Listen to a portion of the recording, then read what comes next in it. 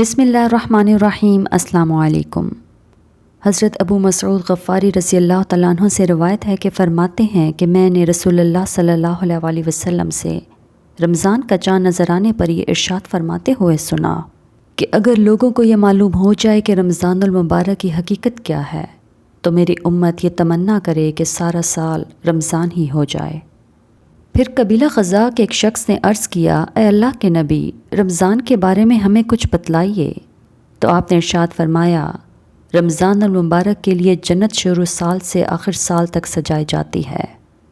جب رمضان المبارک کا پہلا دن ہوتا ہے تو عرش الہی کے نیچے سے ایک ہوا چلتی ہے جس سے جنت کے درختوں کے پتے ہلنے اور بجنے لگتے ہیں، اور حورین عرض کرتی ہیں، اے ہمارے رب، اس مبارک مہینے میں ہمارے لیے اپنے بندوں میں سے کچھ شوہر مقرر کر دیجئے جن سے ہم اپنی آنکھیں ٹھنڈی کریں اور وہ ہم سے اپنی آنکھیں ٹھنڈی کریں۔ اس کے بعد پھر آپ نے فرمایا، کوئی بندہ ایسا نہیں کہ رمضان مبارک کا روزہ رکھے، مگر یہ بات ہے کہ اس کی شادی ایسی حور سے کر دی جاتی ہے جو ایک ہی موتی سے بنے ہوئے خیمے میں ہوتی ہے۔ جیسا کہ اللہ تعالیٰ نے کلام پاک میں ارشاد فرمایا، حور مقصورات فی الخیام، یعنی حوریں ہیں جو خیموں میں رکی رہنے والی، اور ان عورتوں میں سے ہر عورت کے جسم پر 70 قسم کے لباس ہوں گے جن میں سے ہر لباس کا رنگ دوسرے لباس سے مختلف ہوگا،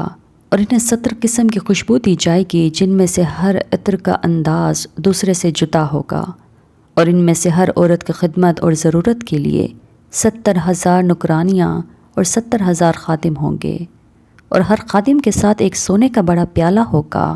جس میں کئی قسم کا کھانا ہوگا، اور وہ کھانا اس قدر لذیذ ہوگا کہ اس کے آخری لقمے کی لذت پہلے لقمے سے کہیں زیادہ ہوگی، اور ان میں سے ہر عورت کے لیے سرخ یاقوت کے تخت ہوں گے، ہر تخت پر 70 بسترے ہوں گے جن کے استر موٹے اور ریشم کے ہوں گے، اور ہر بسترے پر 70 گدے ہوں گے، اور اس کے خاوند کو بھی اسی طرح سب کچھ دیا جائے گا، اور وہ موتیوں سے جڑے ہوئے سرخ یاقوت کے ایک تخت پر بیٹھا ہوگا، اس کے ہاتھوں میں 2 کنگن ہوں گے۔ یہ رمضان المبارک کے ہر روزے کا بدلہ ہے، خواہ جو شخص بھی روزہ رکھے،